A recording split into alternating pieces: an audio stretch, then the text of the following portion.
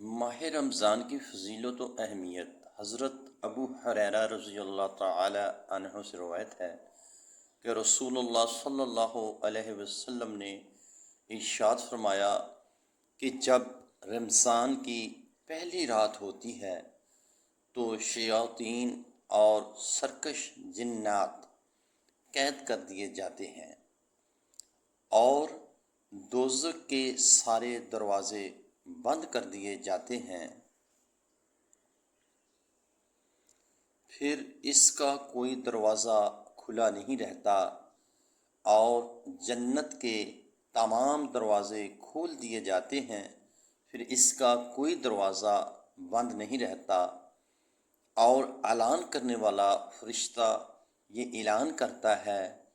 کہ اے بھلائی یعنی نیکی و ثواب کے طلبگار اللہ تعالی کی طرف متوجہ ہو جا، اور اے برائی کا ارادہ رکھنے والے برائی سے باز آ جا، کیونکہ اللہ تعالی لوگوں کو آگ سے آزاد کرتا ہے۔ یعنی اللہ تعالی اس ماہ مبارک کے وسیلے میں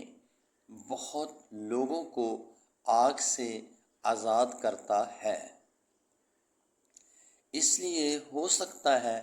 کہ تو بھی ان لوگوں میں شامل ہو جائے۔ اور یہ اعلان رمضان کی ہر رات میں ہوتا ہے